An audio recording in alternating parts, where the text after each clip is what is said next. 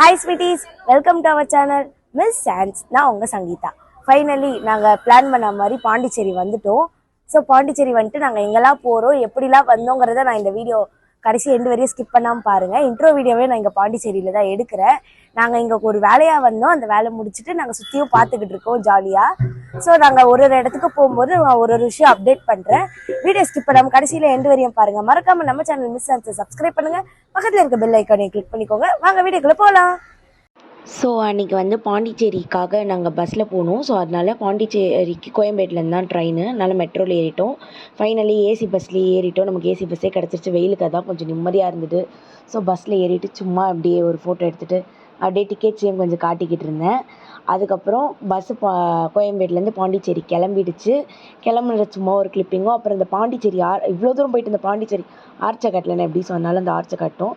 அப்புறம் நாங்கள் ரீச் ஆகிட்டு நான் ரெடியாகவும் ஆரம்பிச்சிட்டேன். இதுதான் அன்னையோட அவுட்ஃபிட் என்னோடது. ஸோ ஸ்வீடிஷ் நாங்கள் இருக்கிற இடத்துல இருந்து கிளம்ப போகிறோம். கிளம்பி ஃப்ரெண்ட்ஸ் காலனி போகலான்னு பிளான். அதுக்கு முன்னாடி பயங்கரமாக பசிக்குது. காலையிலேருந்து நாங்கள் எதுவுமே சாப்பிடல. செம்ம பசிக்குது. ஸோ அதனால் அங்கே போயிட்டு சாப்பிட்டுட்டு அதுக்கப்புறம் ஃப்ரெண்ட்ஸ் காலனி போகிறோமா என்ன நான் இந்த வீடியோவில் அப்டேட் பண்ணுறேன். வீடியோ ஸ்கிப் பண்ணாமல் கடைசி வரையும் பாருங்கள்.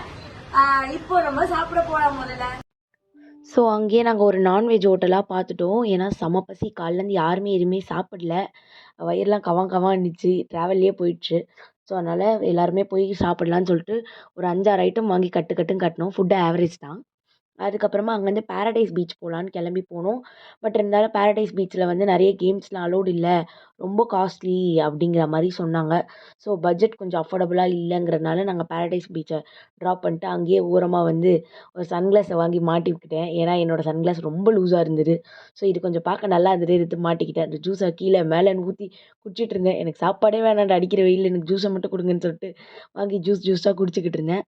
அதுக்கப்புறமா வந்து அங்கே குட்டியாக இந்த கேரவன் வேன் மாதிரி இருந்தது. அதில் தான் நாங்கள் ஃபுல் டே ட்ராவல் பண்ணிகிட்டு இருந்தோம். எல்லா இடத்துலையுமே மாறி மாதிரி. நான் பாண்டிச்சேரி ட்ரிப் போனதில் ஒன்று புரிஞ்சுக்கிட்டேன். சுற்றி பார்க்க காசே தேவையில்லை. பாண்டிச்சேரியை பொறுத்தவரையும் ட்ராவலுக்கு தான் நிறைய செலவாகுது. ஸோ ஓன் வெஹிக்கிள் எடுத்துகிட்டு போனீங்கன்னா ரொம்ப கம்ஃபர்டபுளாக இருக்கும் பாண்டிச்சேரியில். ஏன்னா நாங்கள் அந்த குட்டி வேன்லேயே நிறைய ஸ்பெண்ட் பண்ணிட்டோம் காசை. அதுக்கப்புறமா ஃப்ரெண்ட்ஸ் காலனி போயிருந்தோம். ஃப்ரெண்ட்ஸ் காலனி ஃபோட்டோ எடுக்கலாம் perfect place. Pre wedding photoshoot, post wedding ஃபோட்டோஷூட்லாம் நிறைய எடுத்துகிட்டு இருந்தாங்க நாங்கள் போகும்போதே. அதுக்கப்புறமா நாங்கள் நின்று பூமராங் எடுத்துகிட்டு இருந்தேன். அப்புறம் ஒரு ஃபோட்டோகிராஃபர் எங்களை ஃபோட்டோ எடுத்து கொடுத்துருந்தாரு.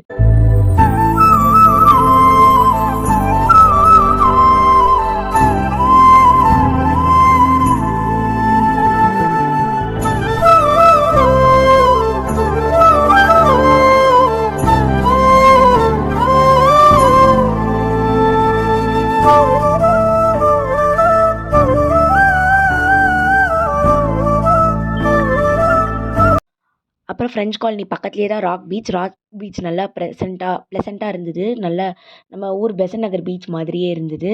இந்த ராக் செட்டப்லாம் நல்லா இருந்தது உட்காந்து ஃபோட்டோ எடுக்க. என் ஃப்ரெண்டு இது மாதிரி ஒன்று வாங்கியிருந்தா, அவகிட்டேருந்து வாங்கி நானும் தள்ள கவுத்து சும்மா ஃபோட்டோஸ் எடுத்துகிட்டு இருந்தேன். நல்லாவே இருந்தது பார்க்க. அப்புறம் அங்கேருந்து கிளம்பும்போது ஈவினிங் ஆகிடுச்சு. எல்லாருமே அங்கேயே வாக்கிங் போயிட்டு நல்லா டைம் ஸ்பெண்ட் பண்ணிகிட்டு இருந்தாங்க. நாங்கள் அங்கேருந்து கிளம்பி ஃப்ரெண்ட்ஸ் காலனி வழியாக ஒரு சர்ச் போகலான்னு பிளான் பண்ணோம். சர்ச் பக்கத்துலேயே ஒன்று இருந்தது. ரொம்ப ப்ளசண்ட்டான ப்ளேஸாக இருந்தது. ஃப்ரெண்ட்ஸ் காலனி, ராக் பீச் எல்லாமே.